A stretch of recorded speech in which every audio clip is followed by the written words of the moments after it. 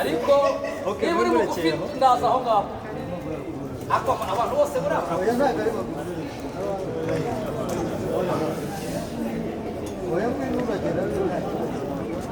abishingizi mu kwita izina Liliane ariko mwari nisumva ari ikibazo Liliane ndamubatiza mu izina rya Data wa twese n'iry'Umwana n'iry'Umwuka wera amena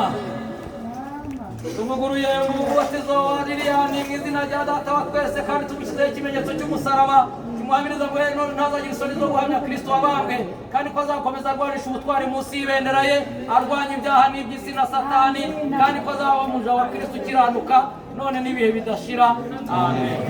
Ifite izihe ngamba ni ukuvuga bakira Yesu mwakirane n'imbaraga sibyo humura ngo ni ibyaha byinshi gusa n'ubyumva Yesu bati kibazo samura mu gake wishyuye kucyungira kugeraho gake abishingizi mu mwite izina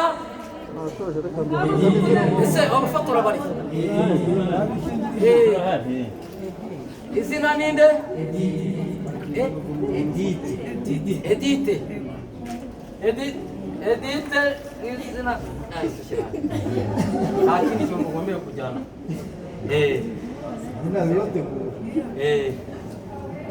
Edite turamubatiza mu izina rya Data wa twese n'iry'Umwana n'iry'Umwuka wera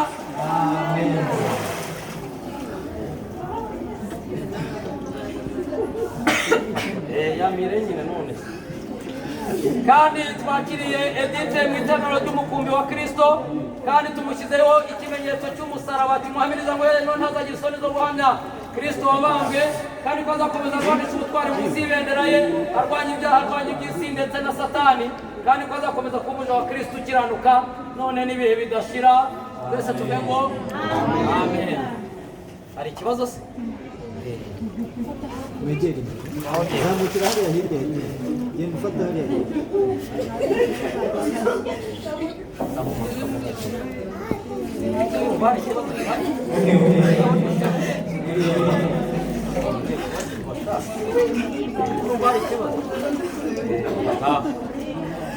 mumwite izina Liliane nakubatiza mu izina rya Data wa twese n'iry'Umwana urasubira akaboko wari ukajyanye he kagomba kujyamo nako uramanika amaboko marike wafata warusize akaboko kandi ugomba kwibira wese n'umusaka Liliane nakubatiza mu izina rya Data wa twese n'iry'Umwana n'iry'Umwuka wera amen amen.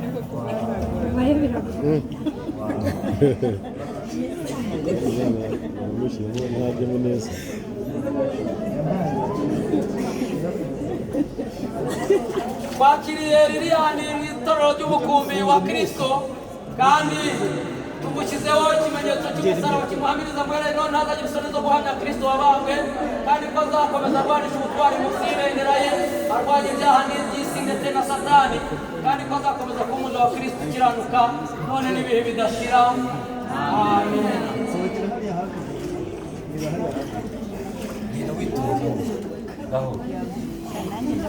Mwara wa Kristo tureba batizwa